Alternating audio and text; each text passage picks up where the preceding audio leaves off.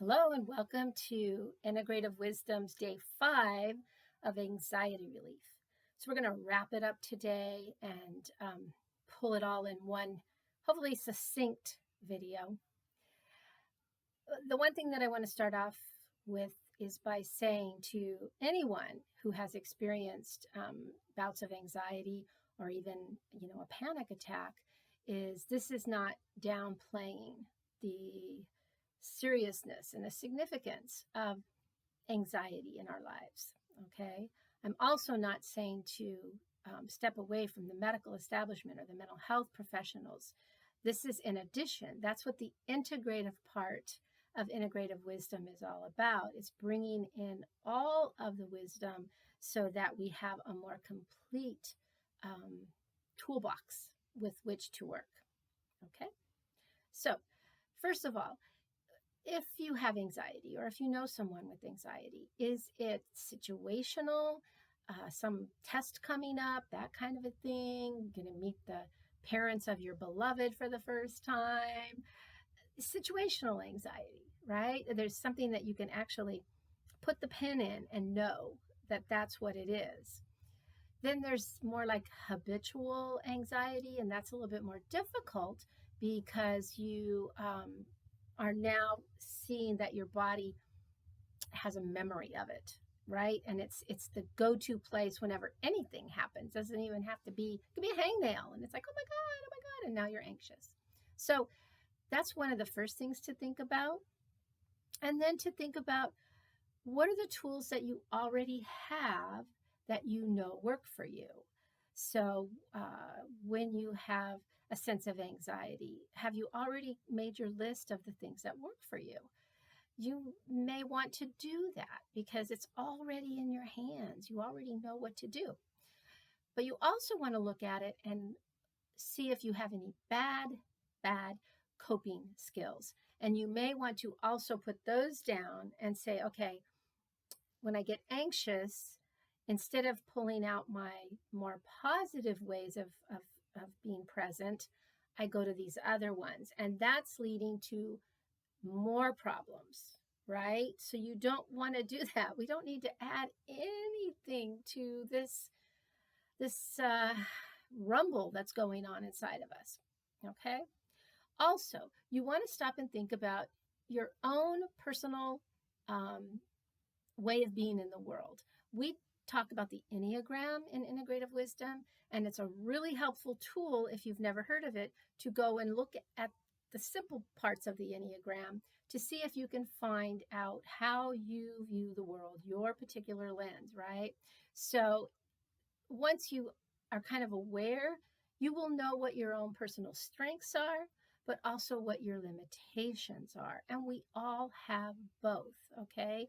And the best thing that we can do is tap into the knowledge behind that and bring it along with us. And we are going to be so much more empowered when we do that. Now, here comes the big kicker. Are you ready? Are you willing to create this healing practice? And I would say, like, maybe make that scale of 1 to 10. Right? Okay, where do I, 10 being, oh, I'm all in, right? I've already got my list going. I've been practicing my breathing. I am in. Or on the other hand, are you way over in a 1, maybe even a 0? Probably could be a 0 here, right? On a scale, well, maybe not. I'm sorry about that. On a scale of, I really would like to, but I'm deathly afraid. Or I don't know why I have to do this. I'm just going to keep on pushing through. I'm strong. I'm just going to push it away. And it doesn't matter if it affects everybody and I'm angry as all heck and get out and whatever it is, How willing are you to do this?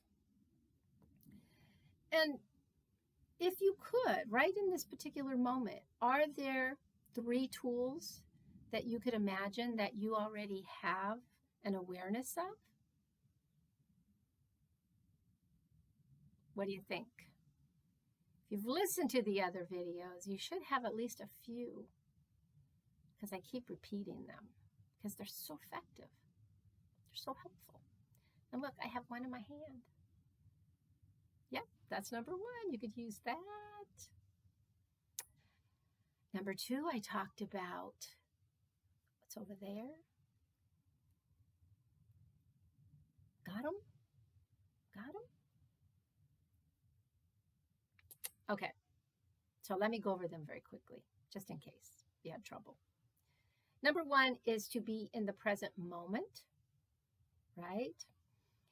And if indeed there is a tiger chasing you, you have a right to be anxious and afraid. So run, run. As my grandkids say, grab your butt and let's go run.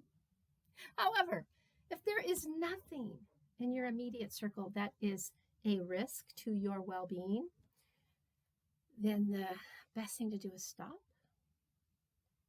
especially all this stuff. Let it know that you're very appreciative of its concern for you, but that in the moment it is not necessary. You may light the candle. And again, it's not the candle itself, but it's the process of slowing down, of focusing, taking everything out of here and focusing there, taking everything off of the anxiety that's, perhaps rolling around.